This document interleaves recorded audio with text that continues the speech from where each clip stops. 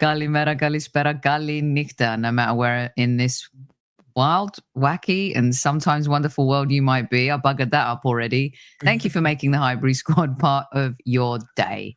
Let's dive in. Let's talk. Let's have an honest conversation with one of our absolute favourites.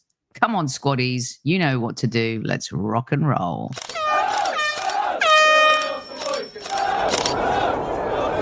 Mind the gap between the train and the platform. Please stand clear of the discussion doors. The next stop is Highbury Squad.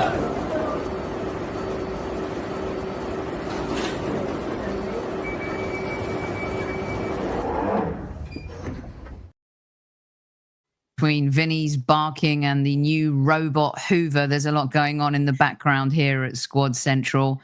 And I'm happy to be joined by one of my absolute favourites. He was at the Emirates yesterday. We're going to get stuck in. We're going to dissect. We're going to huddle. We're going to cuddle. Welcome back to Squad Central, Mr. James Green. Thank you for having me. It's good to see you. How have you been since 2 weeks ago we spoke? How have you been since? All good? Yeah? All good. My loved ones are in the motherland right now, so they're having a little breather while I'm snowed under with too much work. Having said that, I did escape to the Emirates last night to check out Mr. Gyökeres. So that's right. Nice. I called We're it. Going to get stuck into that. Yeah, I called it a scouting mission. That's what I explained to my partner as my reason for going. She bought it, which was good. Very nice. Good salesman you are. Very good salesman. Right. You know, maybe you should be negotiating for us in terms of selling Arsenal talent, James. I mean, you know, you're that good. You know what I'm saying? Can't do much worse. Moving on. Moving on. Good afternoon, good evening, and good morning to all of those listening on our audio platforms on Apple and Spotify. Thank you so much also for making us part of your day.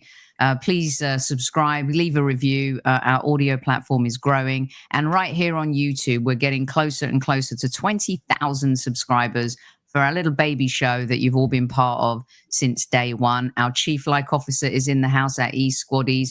Make sure you listen to her and hit that like button. It's absolutely free. We're going to say hello to a few people. Lone Star Londoner, who's been a little salty with me these last few days, I've noticed, James. You know, sometimes they get salty. PW's in the house. Wesbird is in the house. Let's see. Paul's here. Let's say hello to Carol is here. Who else we got in the house? We have Mohammed is here.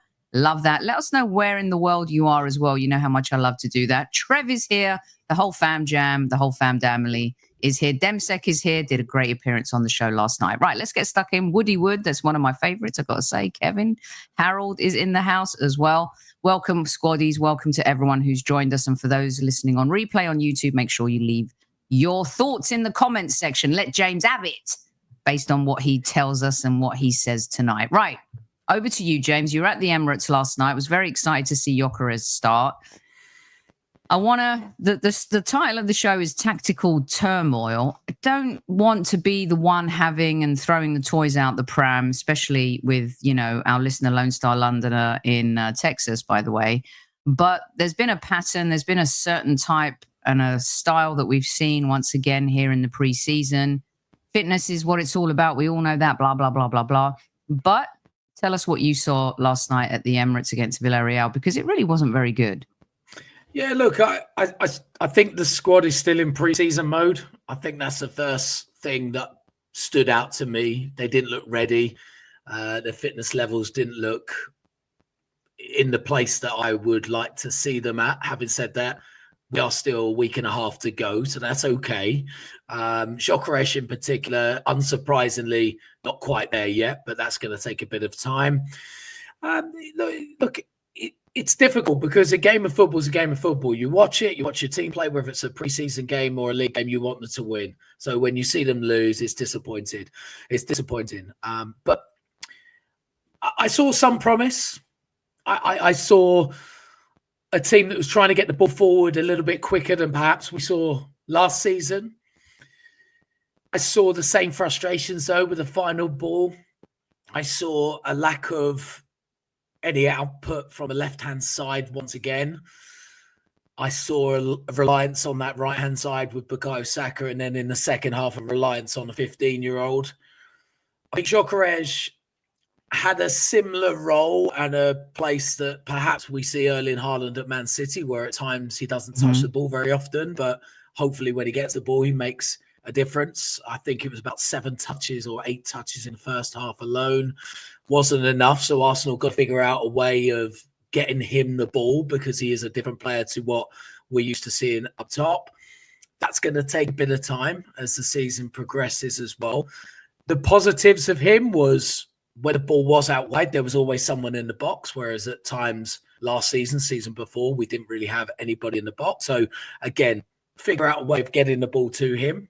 That's a positive. Look, there were some positives. I thought Lewis Skelly looked as good as he did last season. He looks ready already.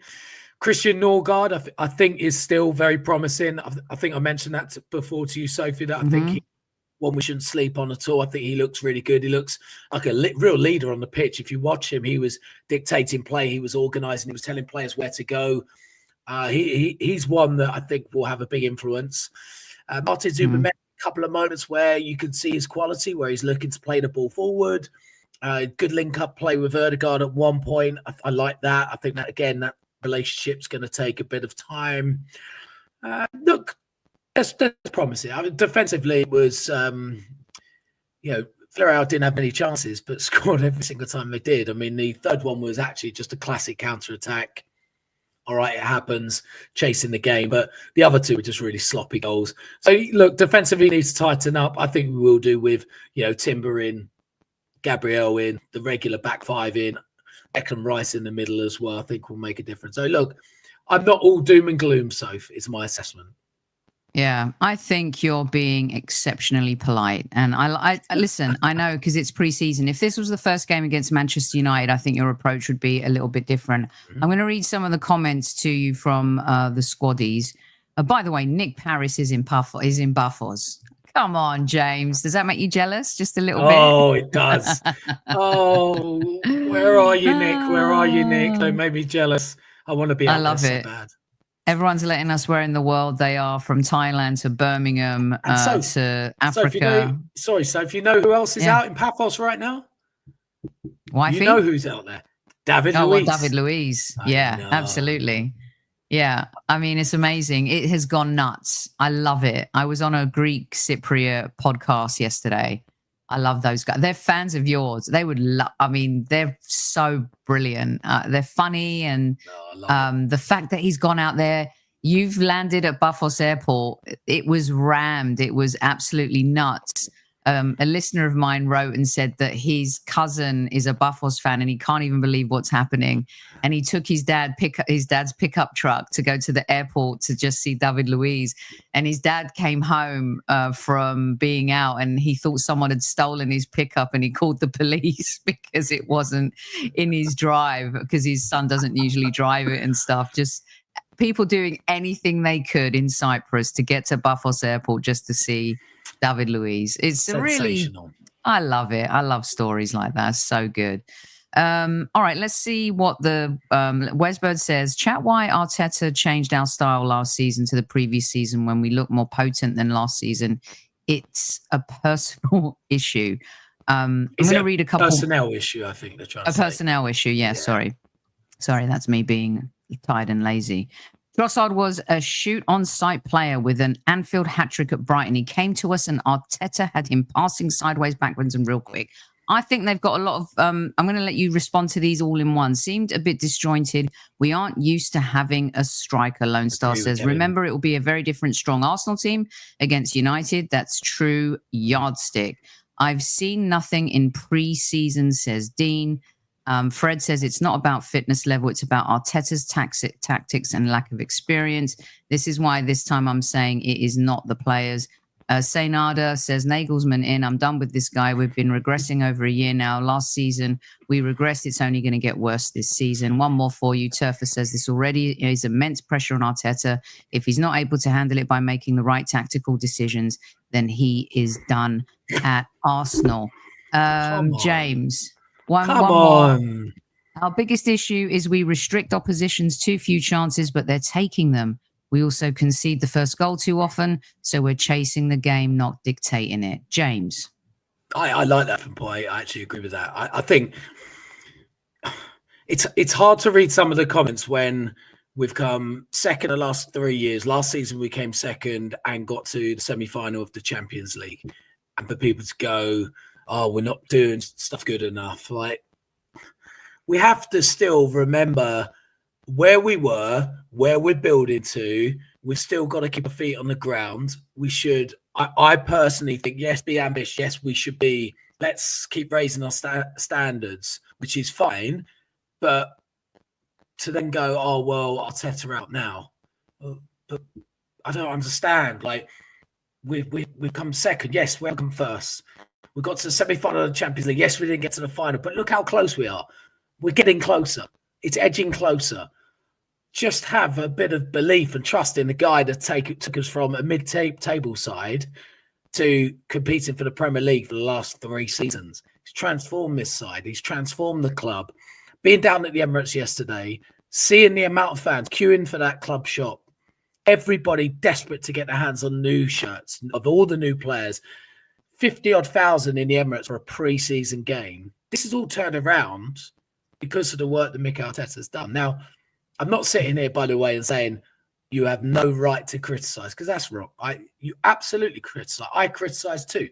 But to criticise is one thing. To say, oh, come on, Arteta out, let's get someone else in. Like come on. I personally think, with regards to the tactical way that Arsenal play, I believe a lot of certainly the sign of Gyökeres, the ability to potentially play him and Havertz, the ability to maybe change and switch the way they're playing a bit more might come into fruition as the season goes on a little bit. I think options are key for him. I think one of the viewers said about lack of personnel in the past is a reason why he hasn't been able to play different ways. I agree with that.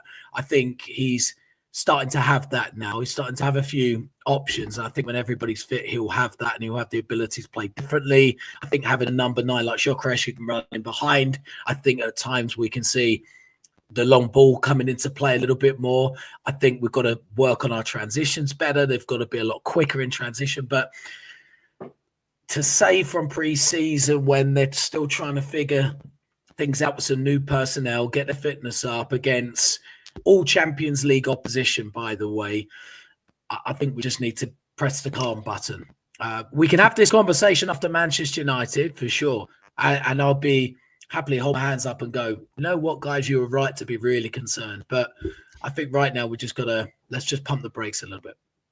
Yeah, I hear what you're saying. I was talking to Henry Winter last week, and I said, you know, it's not process anymore. It's not progress. It's now success, right? It's going on 7 years. Is it 7 years, James? 6.5? End of 2019. So what? 5.5? Nearly 6. 6 years. 6 years. Nearly 6 years.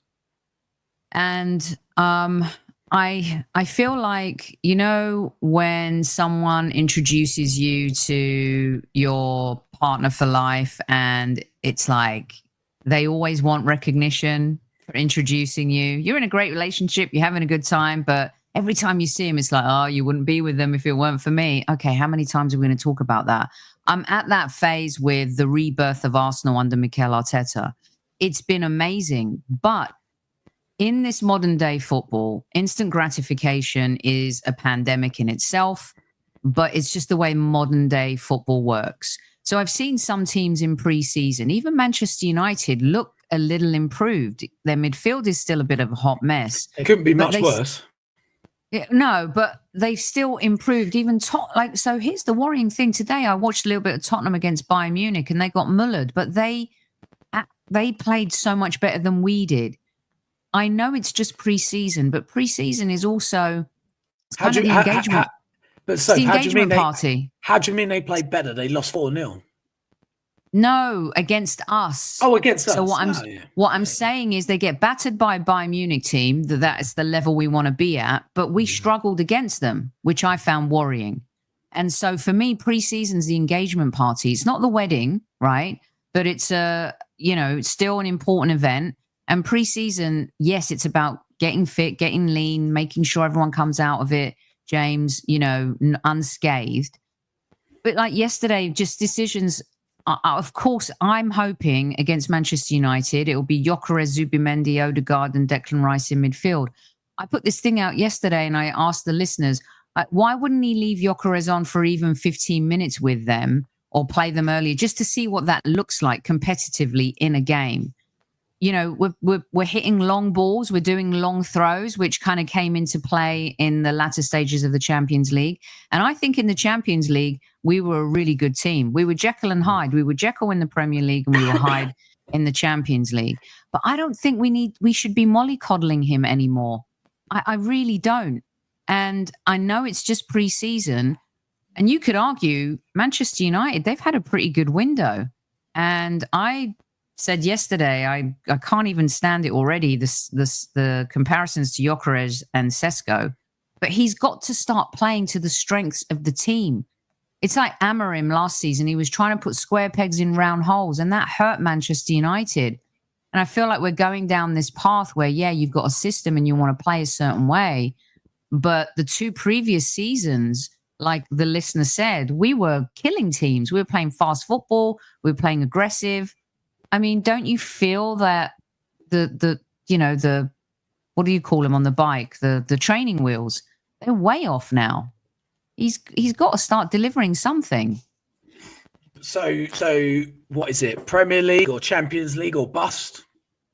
Yeah, what is it? Because even an FA Cup for me wins something. He won FA Cup 6 months into his reign. That was a different scenario, James. It was, the tail end of Emery. He had a really solid Pepe and Aubameyang who was on fire. Lacazette. Who did he have defensively? Mustafi, David Luiz. Listen, I'm not going to argue about those FA Cups on both fronts with Manchester City and Chelsea. Yes, but that was a long time ago. This is Arsenal Football Club. You can't just be resting on that FA Cup laurel, and those love coupons have to expire at some point. No, nobody's resting on that at all. I'm just saying that he earned the patience by coming in, bringing a trophy in within 6 months. He then spent the next, 3 seasons in particular, getting rid of the dead wood that we'd sadly had to sit there and watch at the Emirates for multiple years because of the dross that was being signed, cleared all those players out, brought in players that were hungry, developed young players like Bukayo Saka, who is an absolute superstar. I struggle nowadays, I think, and I've seen some comparisons and people say, look, George Graham, Wenger, they won major trophies. Absolutely. Yeah, they did. Absolutely right. Who was the opposition back then? It wasn't what it is now. The Premier League is more competitive than ever before. Winning the Premier League is harder than ever before. Even when we won 98, 02, 04, only us and Man United. Not really competing against anyone else particularly. It's not like that these days. So, look, I think there's a lot to be looked at being competitive. Do I want us to win the Premier League or Champions League? Of course I do. I'm an Arsenal fan. I want to win everything. But the realism is it's not easy and it's not straightforward. But we've had a good window. We've brought in some smart players. We've developed the squad. We've got a deeper squad. Defensively, I believe there's nobody in the league who can compete with us, considering the depth we've got in every position. Now it's a case of, they've got to start delivering. I agree. I want to see a step forward. I want to see more. I want to see us play better football. I want to see us attack quicker. But Mikel Arteta said that himself. He has admitted it. Said he wants to get the ball forward quicker. He said that. There's things he wants to do and he wants his team to do. Yeah, but he's not doing them. Let's see with the players we've got now. We've now got, the thing is, if we didn't have a number 9, what was the point in getting the ball forward? Because there's no one there. So we get the ball forward quickly, but nobody was there. Now it's the case, right, we've got that player up there now. There's no excuse because we're always going to have a danger man up front now. So look, I understand reservation. I understand people's frustrations, but still, 3 seasons in a row competing for the Premier League title. Champions League semi-final last season. We haven't been anywhere near the Champions League semi-final for years. That's a positive step forward. So let's go to the next level. Listen, I agree. I agree with all of that. Where I'm coming from and where some of the fans are coming from, is in pre-season, you should be doing a little bit of what you're going to adopt tactically, so you can kind of make sure that you've got all of your ducks in a row. Is he just kind of going through the motions? Do you think he has a tactical trump card up his Arsenal sleeve, Mikel Arteta here? Is he playing everyone, James? Or do you truly believe that we're still going to see the same style of football we did last season? Because if that's the case, I fear for Gyökeres, and Sesko will outshine him, and the narrative will be ugly for Arsenal. What's your take on that? I understand your thoughts on that. As I said, mentioned about yesterday, I watched Gyökeres at times, didn't have the ball, didn't have the supply, and Arsenal have to figure out how to get him the ball more, how to get him involved. They've got to figure out a slightly different way of playing because they're playing with a number 9. So that's going to come. It's going to have to come. So I know what you're saying about will Sesko outplay. Well, he might do at times, because teams against Manchester United are not going to sit back in low blocks. Teams against Arsenal, pretty much majority of them, all going to sit in a low block. So it does make it difficult, and Arsenal got to figure out a different way of doing it. Which he didn't last season, and he hasn't done so in pre-season. He did last season, but we still came second, and we got to the Champions League semi-final. And really, on a different day, if we had better strikers and maybe more productivity on the left-hand side, we possibly would have beaten PSG. So the Champions League semi-final and the Champions League, I thought that we were superb. It was an amazing run, and actually, a couple of the listeners have made a really good comment here, because Declan Rice went off script with the free kicks, and it was actually the right decision. Mm-hmm. And I'm not going to read too much into that, but I feel like the creative players, and this is just my opinion. It's not because of anything I know. I don't have any insights, but I think we need to unleash our popcorn players this season. I feel that those 2 seasons where we came second last season by default, really. Everyone was garbage other than Liverpool. The Premier League last season was awful. I don't disagree with that in terms of, where we were last season in the league. It wasn't good enough. No doubt about it. There was many reasons why, but it wasn't good enough. We went behind in so many games. We lost leads so many times. It was ridiculous. So, look, trust me, I'm not sitting here going everything was perfect. If I was, it's a different story. If everything was perfect, we'd be winning trophies, but we're not. So look, there are things we need to improve. I'm sure people are going to disagree with some of the stuff I say. That's absolutely fine. I'm definitely alive. Not John Hunter here. He's It's all well and good. It's the constant negativity though I really do struggle with, and that's what I will disagree with people about. I think when people go wake up, I'd like to say wake up back, because remember where we were and look at what we're competing with now. There's a complete difference. So can things improve? Yes. Will things improve? I bloody hope so. I want to see us play faster ball.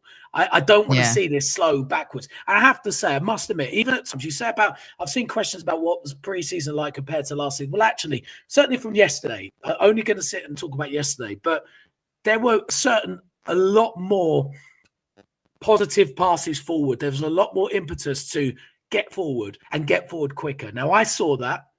So I think that was different, because we didn't see that as much last season. So I think that was good. If you look at the first half, even Nwaneri in particular, very direct in his running.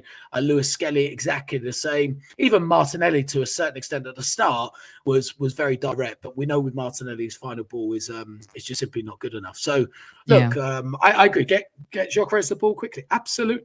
There were so many moments. He made good runs out wide, and we didn't get him the ball. Martinelli had one specific opportunity to give him the ball, and he had his head down and he wasn't looking.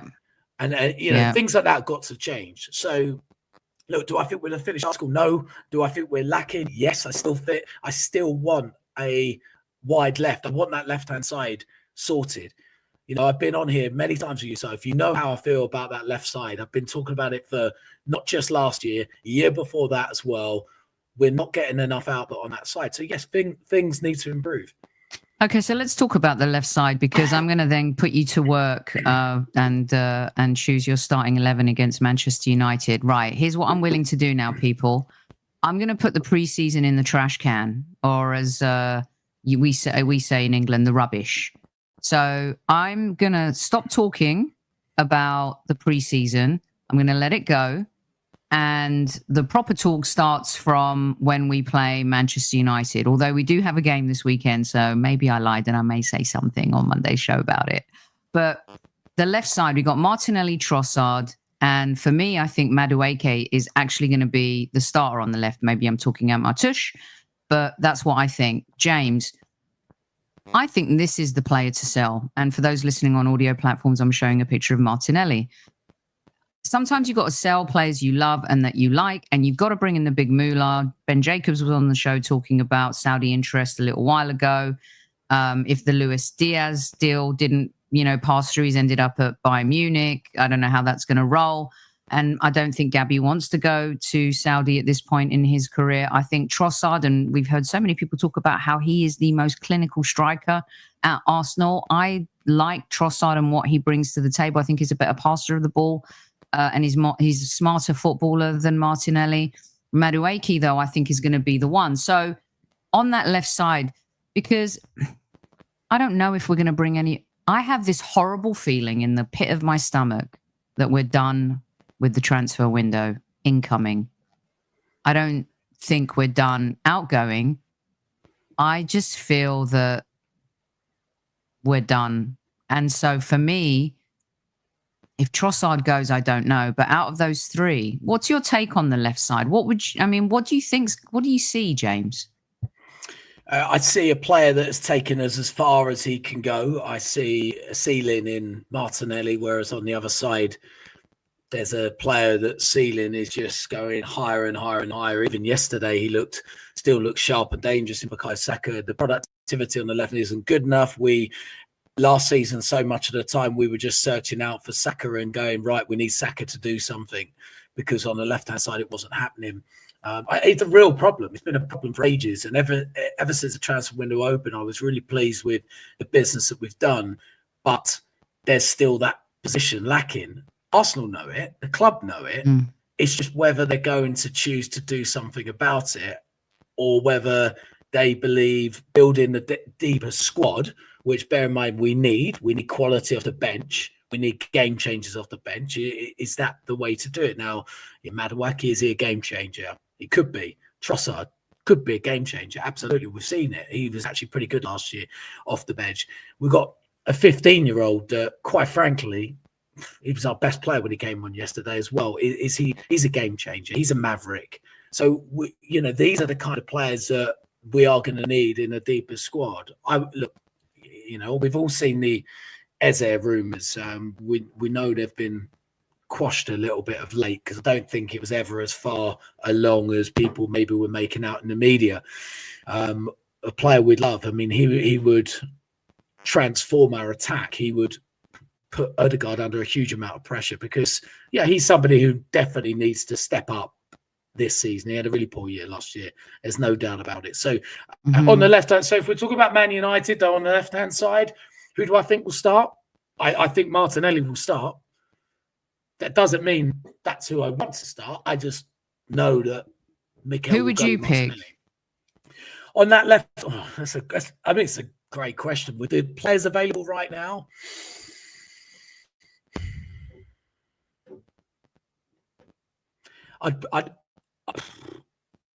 the sad reality is, I think I'd pick Martinelli against Man United. There's a reason why, because actually he plays quite well against Man United at Old Trafford. He might get a bit more space against Manchester United at Old Trafford. Is he who I want to be there the whole season? No, but then what are your other options there? Madueke's not fit enough. He's not going to be fit enough for Manchester United to start the game. So he's not an option. I've seen a few people say swapping Saka around. We're not going to swap Saka. Saka's on that right-hand side. It's like Mohamed Salah. He never swapped. He never moves from that right-hand flank. He's going to stay there. He's always going to be there. Messi, he never went to the left. He stayed on the right. These players, he's that good. He doesn't need to go on the left. Let's not move and mess around with Bukayo Saka. He is our shining light. Let him shine in the position that he plays best. So moving him for me, is a no-go. I just don't see the benefit in that at all. James, yeah. Do you know why? I talked about this a little bit yesterday, and it doesn't make it right, but it also doesn't mean it's wrong. The reason why he loves Martinelli is because of what he does off the ball and his defensive work. But at some point, there's certain creative players that you just need to unleash and let them go. And not every single... Salah has a bit of freedom in Liverpool. Klopp gave him that. Slot gave him that. Yeah, he defends and he tracks back. But this is what I hate about modern day football. Why does every forward player have to defend? It's so boring. And also the strain it puts on the players. We saw all of that front three have hamstring injuries last season. So for me to kind of keep doing the same thing over and over again is the sign of madness. Madueke has been working with his skills coach all summer. Henry Winter told us this. He's a lean and fit guy. The game's not till next weekend? I mean, I don't know if you roll the dice and start him, but I would. He's not fit. Trossard's a little bit injured. Madueke's not fit. Trossard's not fit. Madueke's not fit. He's not. He played for 10 minutes, 10, 15 minutes yesterday. He's miles off it. Miles off it. He's not. Can Nwaneri play on the left? James has one transfer window. Yeah, Nwaneri could play on the left, but he's not going to play ahead of Martinelli. No, he's not, because defensively he's not what Mikel likes or wants, and that's why he's going to struggle this season. He's got to really improve that defensive work, and it's a real shame because creatively he did have some wasted passes yesterday. I went back and watched the game a little bit. I super praised him for his performance in the first half. But to me, he's the type of player like, okay, let's talk about Nwaneri a little bit, because what I was saying yesterday was he still looks like he needs work, Going forward, I think he's got that edge. But then when you see Max DOWMAN come on, James, and play the way he does, what are we going to do about this guy? He's 15 years old. He's our best player in preseason is a 15-year-old. I'm old enough to be his grandmother. Like, is he going to play? What's the scoop here? What do you think? What does your crystal football tell you? My crystal football is telling me that Mikel Arteta will be very careful with him. But I'm hoping that I believe what Mikel Arteta said after the game last night, that this player's good enough. He is not in comparison with what he saw with Nwaneri. We've seen what he's done in every single game. He completes literally all of his actions. He is a fabulous talent that can't be ignored. I mean, look, he's 16, in December. Lamine Yamal broke into Barcelona's first team at 16 as a regular for Barcelona. So why can't Max DOWMAN do it at some point this year? I think it will be, for me, you can't ignore his ability. I know some people will jump on and go, no, he's only 15, he's only 15. If you're good enough, you're good enough. And my God, this kid is good enough. He is so talented. I have to say, I've never, in all my life of watching football, seeing a kid that age, I've never seen anyone like it. I really haven't. And I was trying desperately not to get too excited about a youngster and put too much pressure on. But it's hard not to. He every single performance he's had now in the Arsenal shirt is frightening. The players have all seen it. The manager's seen it, because there's a reason why he was brought up into first team training last year, because they believed this lad has got something. I think he will be. I think he has to be a part of the squad. Definitely. As an impact player, perfect. Absolutely perfect. So, look, yeah, I think he's a real talent. Mikel Arteta got asked that, though. He got asked the question. He said, like, what do you do? Because, again, a lot of people will look and go, you've got to be careful when he's 15. You're responsible as a manager. Yes, he's responsible. Arteta knows that. But Arteta's also got an absolute maverick and a potential superstar on his hands. He wants to play him. And also, let's not forget, he's young. He's 15. He could leave the club pretty much at any point, because he's not signed to a long contract or anything at this stage. So we've got to show a pathway into the first team that's very clear for him. And I think that will also come into it. You can't mess around with a kid like this because he will be wanted by absolutely everyone. And I know with regards to Man United, by the way, I don't think he'll be available. I think Arteta said something like he needs a holiday, wants him to have a break, so he won't be around for Saturday.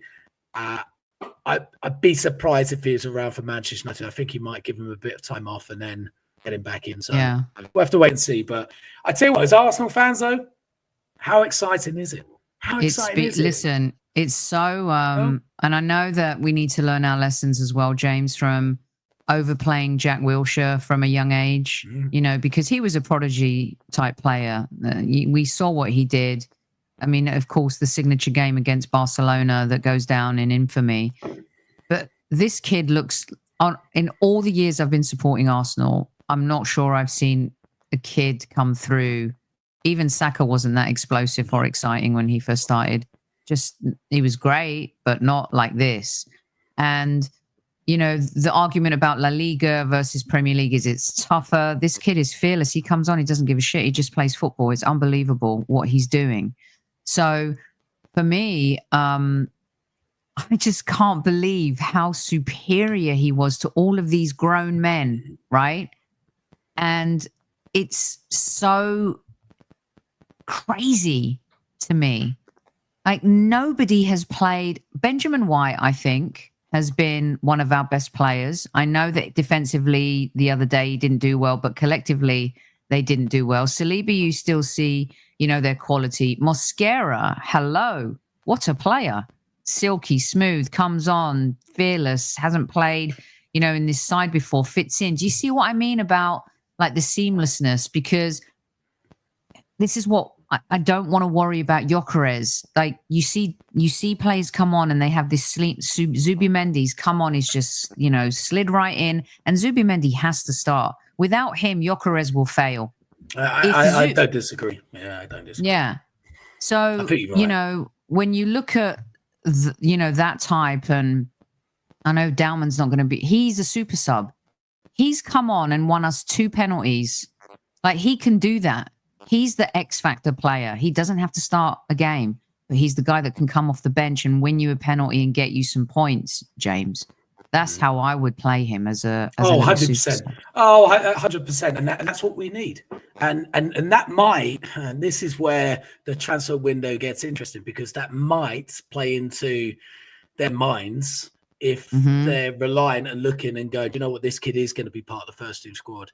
He is one of those X factor players we bring off the bench. Now that gives us an exciting bit of depth on the bench. If you think about Nwaneri still, I'm not writing Nwaneri off. There's still more I want to see from him. The Nwaneri thing is just the mentality. I think it's a mental side that's just possibly blocking him slightly at the moment. But he's still a young player. He's still got time to improve. But look, it's just so exciting seeing him. But let's see. Look, I think defensively, you know, Timber comes in for White.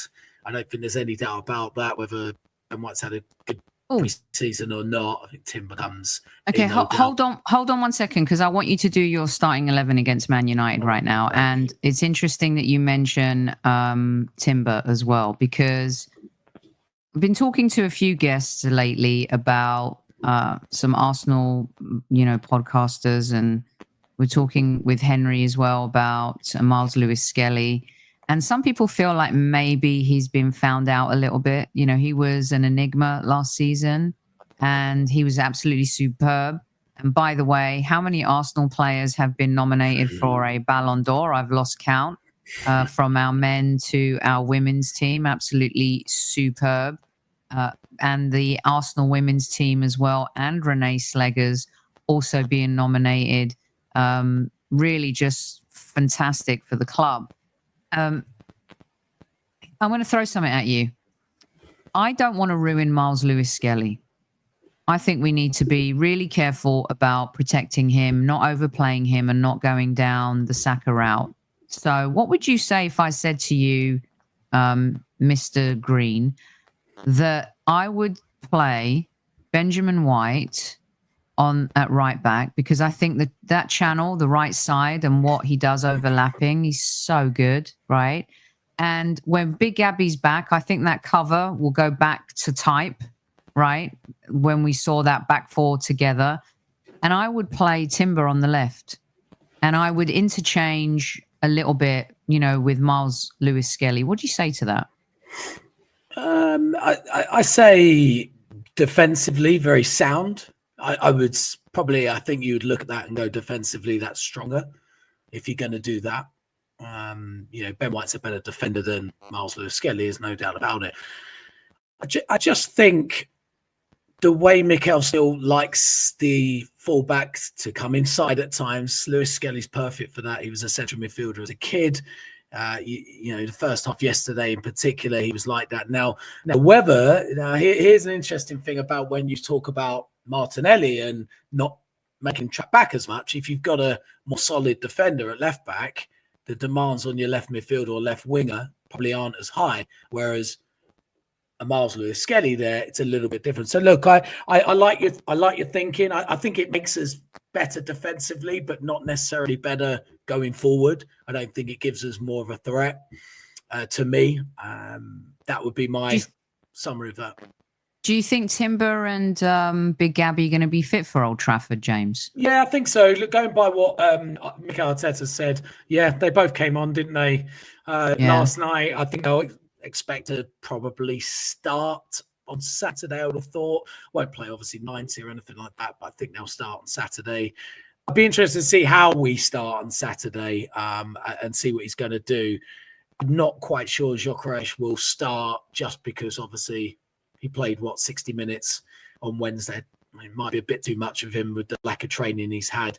But I expect the midfield in particular to look how it's going to look. Zubimendi, Rice, Ødegaard, Saka, and then whatever he's going to do from there. I think defensively you might see your back four that will play at Old Trafford as well. So look, I think, and a couple of comments I've seen about Zubimendi, I think he'll be a big difference as well. His ball carrying, his ability to look forward and not back. We never had that previously. If you think about Partey, who's very much back first.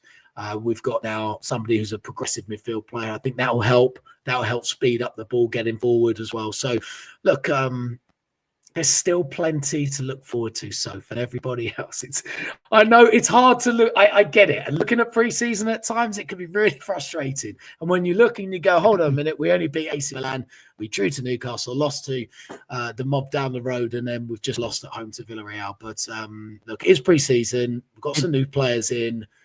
Let's just give it a bit of time. I think when the players are absolutely on it, this is still a quality group of players who were that close to getting to a Champions League final last season. So let's not forget about that. I think there's some added quality in there.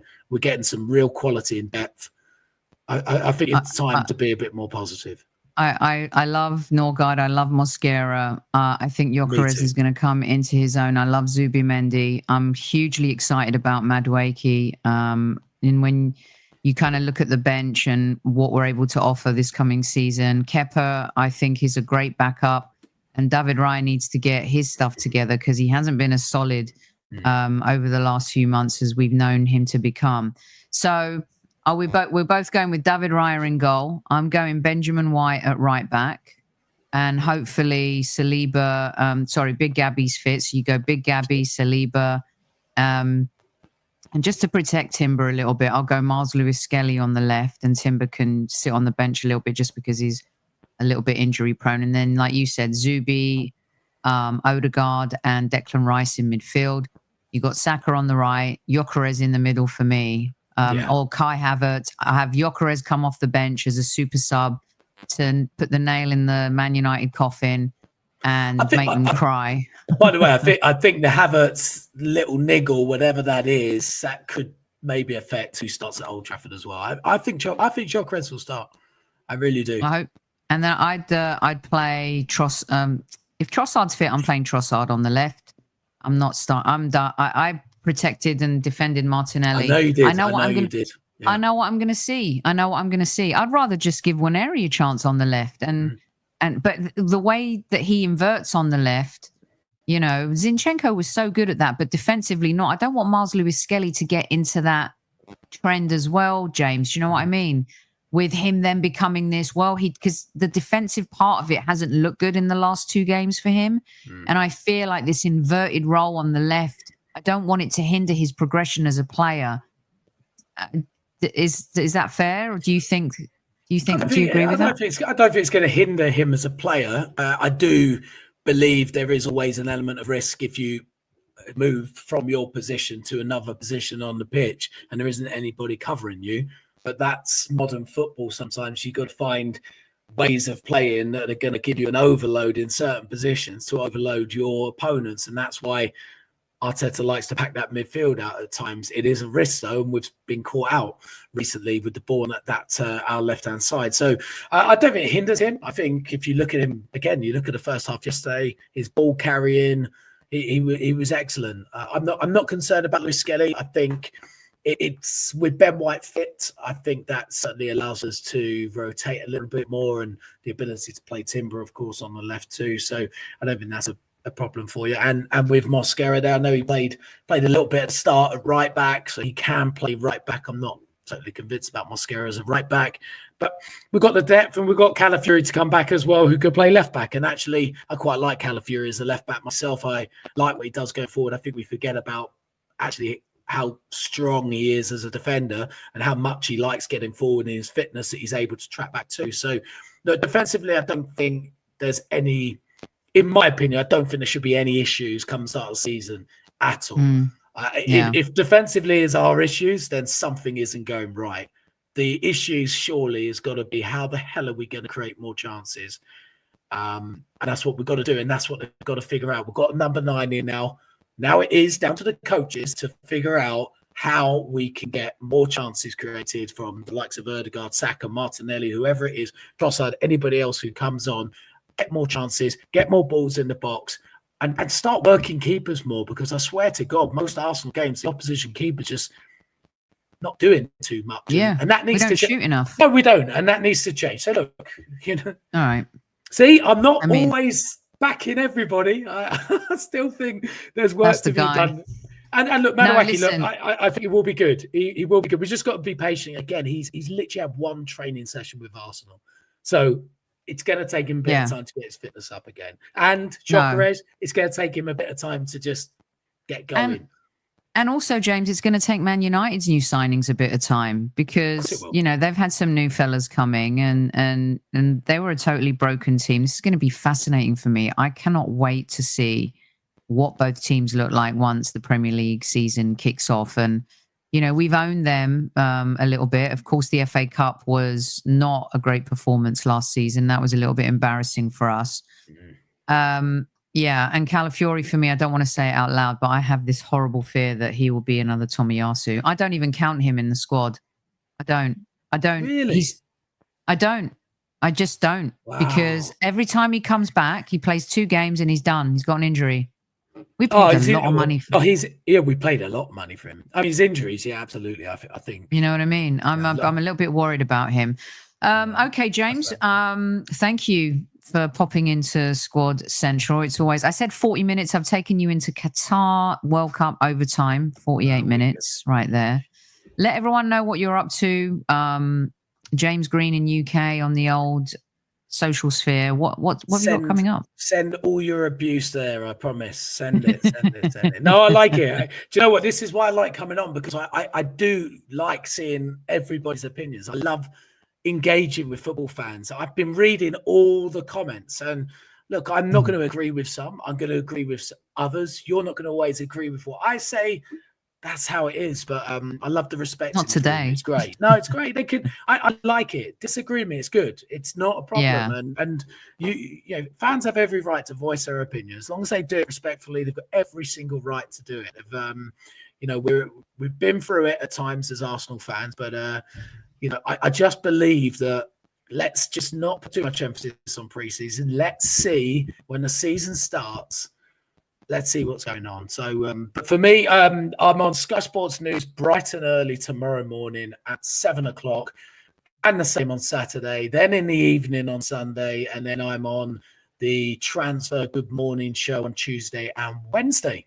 there you go. Wow. Very cool. I love that. And there's some new stuff coming up on Sky next week as well. Some new shows that are kicking off. It's going to be interesting to see that too.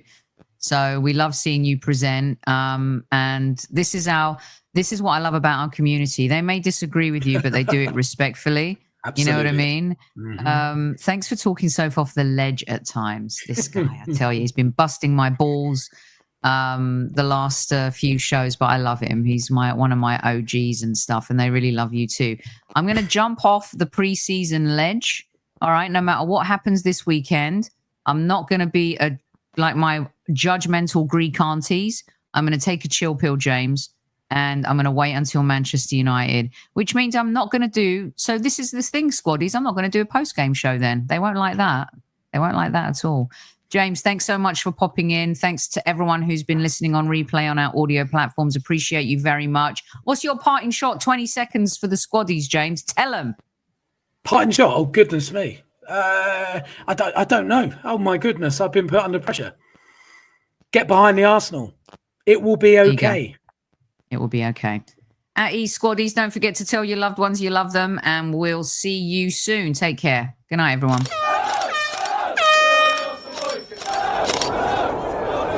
Mind the gap between the train and the platform. Please stand clear of the discussion doors.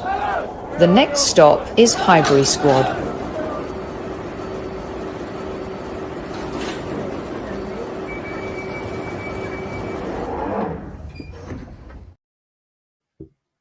Very popular here with the squad.